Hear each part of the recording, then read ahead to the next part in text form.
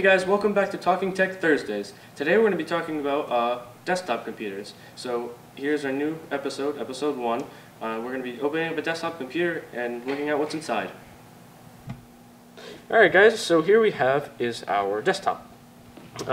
Just one quick thing to note, nothing too big, is that these may not be as slim as you see. Like this is not really that thick. It's supposed to be a smaller version for people who are working in big offices or actually want to fit a whole bunch of them into a room. So this one is actually made for rendering. This is a pre-built, but we're not going to get into all that because it's a bit of a more confusing subject.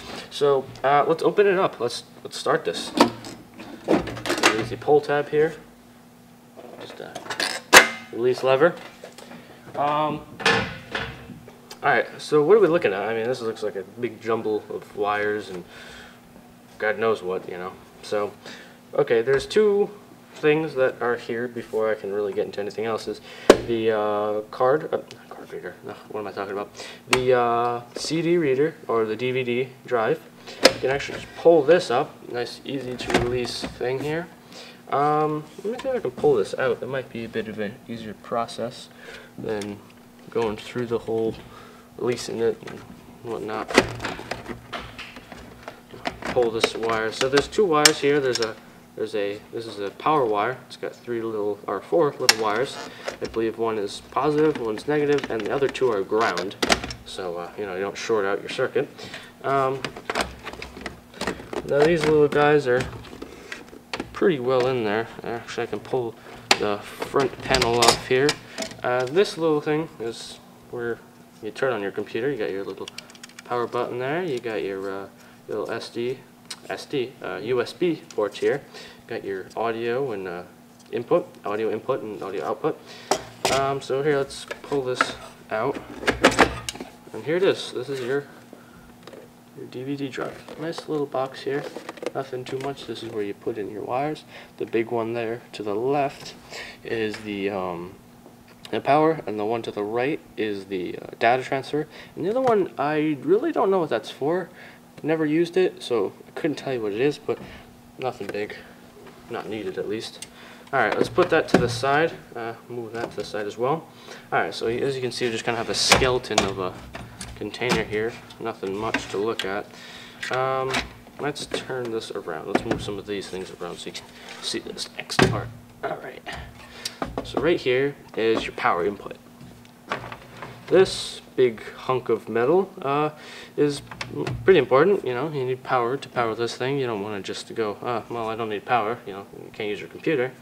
They're gonna come in lots of different sizes. I have one that's pretty large because I have a pretty large computer. Mine needs 600 watts, so a 600 watt is gonna be a bit bigger. Gonna have different pieces in there. As you can see under here, you can't really see it too well, but it is the hard drive. Let me pull that out for you so you can take a good look at it. Just like the DVD drive, it has a data transfer cable and a power cable because you need to be able to power it. It's actually run off of magnets and these little pieces on them, in which we will open them up in another episode. As you can see here, we have a 500 gigabyte or 500 GB hard drive. So there's some other information like the company, Western Digital Blue, the model, the make, how fast it is. But that's really not important. That'll be more important when you're trying to make your PC parts look and match, so you're not mix and matching things that really don't go together, that aren't compatible.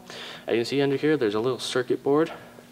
There's this little guy here, or the just like the other one, is your data transfer, and then you have your battery right here, or power input. And this one over here can be used for RAID, which RAID is if you have multiple hard drives or SSDs, which are just like hard drives but are a bit slimmer and are made of solid pieces. It's also called a solid state drive. And RAID just allows you to group them together and make it faster. So instead of having a combined amount of capacity, so instead of having say you have 4 of these, instead of having 2,000 gigabytes, you'll only have 500 because everything else is separated, so it works faster, and when you boot up programs, it's a lot faster, and it's just well optimized. let me move this a bit closer. So here you can see quite a few parts. Right here, not too easy, is your graphics card. Let me pull that out. The graphics card is really simple of a piece. It's got to click some of the levers. The graphics card is pretty cool. Pretty cool looking thing. It's got a fan to cool it. There are two different types of graphics cards. There are regular graphics cards like these, and there's other ones that look like they have 2 or 3 fans, and these ones are made for better video performance. These ones are made for simple video performance, so if you're just watching videos and movies, you don't really need anything crazy. But if you're gaming, you know, you're going to want a couple big hefty ones. This one, for example, is the Radeon Fire Pro Graphics V3900. It's got 1 GB of RAM, 1 GB of VRAM, actually. And that's another thing to note, there's multiple types of RAM. So on top of that, there are these cards here, which are the RAM cards, RAM sticks. And there are a couple, on most motherboards, there's just these little buttons you have to press. Here's one of them. This one, for example, is 2 GB. The significance of RAM is it processes everything on your computer. Besides your CPU, which is the brains of your computer, these help you do other things that the processor doesn't do. Without RAM, you can still run your computer, but it's going to be very slow, and you probably won't be able to run many programs, or at least programs today. Another part of your computer is the CPU, which is over here. I have a heatsink on it to disperse all the heat and so it doesn't overheat. I can't really pull it off, but underneath it is this little chip. It's very small. It has some pins on the bottom. It may or may not have pins. There are different types of CPUs. There's many. And like I said, this is the brain of the computer. It does everything that the computer needs to do. Without it, you really don't have a computer. It's just a whole bunch of metal. We're going to get more into the CPU in another episode, but for today, we'll just leave it at where we are. A couple other things to note is inside your computer, you can have some fans, 1 or 2, maybe even 3 or 4 if you have a nice big one. There's other things over here. You have your motherboard, you have some inputs and outputs.